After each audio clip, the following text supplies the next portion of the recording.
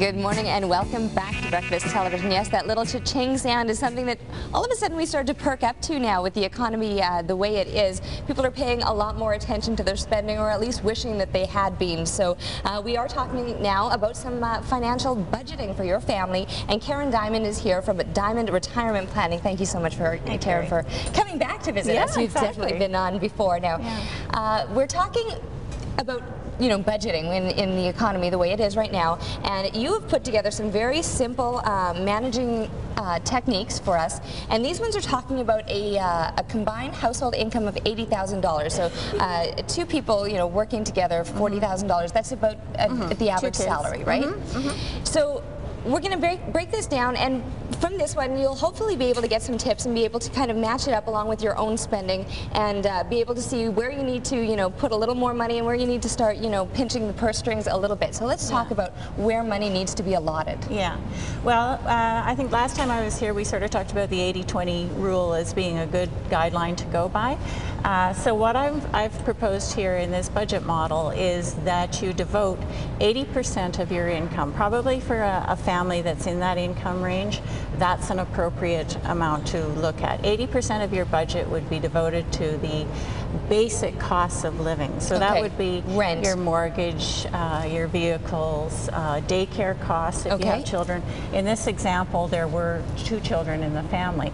So you look at that pie chart, and the 80% is broken down even further on the right there to all those costs that we talked about. Basic food, taxes are in there as well, child care costs, and the basic costs of raising a kid, some sports and lessons and things like that too. Okay, so that 80% is really going to get eaten up by those needs, if you will.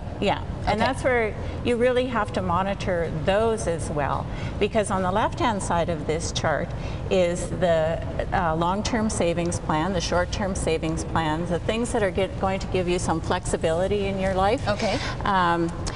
We want to make sure that you have an appropriate amount of long-term retirement savings, for example, so that's represented by the blue bar there, and it's very important to incorporate that early into your plan, because you need to do it. It doesn't get any easier as you go along, so it's important to start early and make that a bona fide part of your plan. And you need that time in order for that to accumulate, otherwise it's tougher down the road, right? You absolutely do.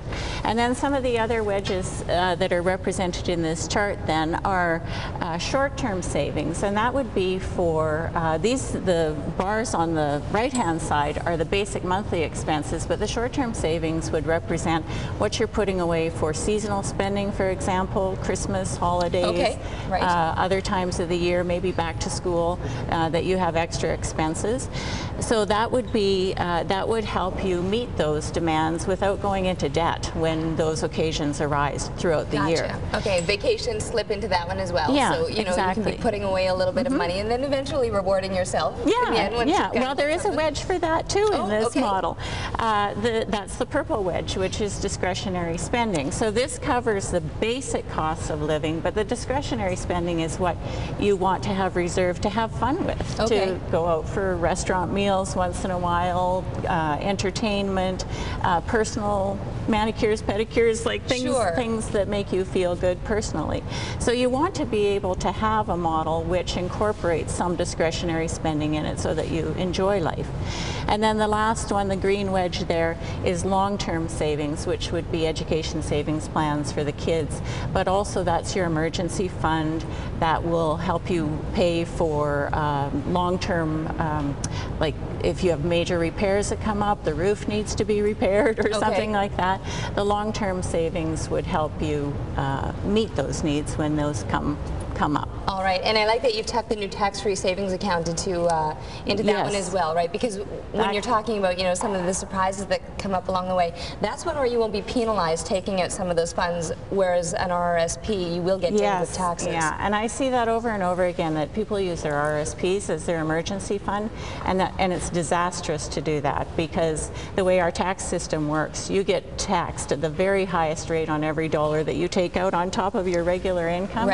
So you could be paying a severe tax penalty taking your RRSPs out to use them as emergency funding. So if you can avoid that, that's the best way to go. The money that is just really, lighting Yeah. a match to. Yeah, exactly. You also talk about how interest is kind of that same way, Yeah. the money that you really don't get to enjoy at all. I know, you don't. You're just paying it, and you don't get anything to show for it. You have nothing, to show. You don't enjoy spending it at all, and it can get really onerous if you let yourself get too far into debt too, so that most of your income is going to be going to paying debt, and you're not going to be able to move ahead at all. Exactly. Yeah. Well, just some review points here to make note of.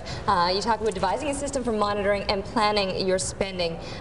Talk about whether it's a need or a want. Is it something that you need to have? And if it is, then perhaps it fits into the chart. And some of those wants you need to pass over from time to time. Yeah. Spend it now. You won't have it tomorrow. Take advantage of all the helpers available to you, because there are plenty of them out there. And of course, interest, one of the most unsatisfying expenditures of your resources. So some great tips there. Karen, thank you so much for coming down and having this discussion with us. Thanks for having me again. We have got to be taking a break, coming back with plenty more here on Breakfast Television. See you in a bit.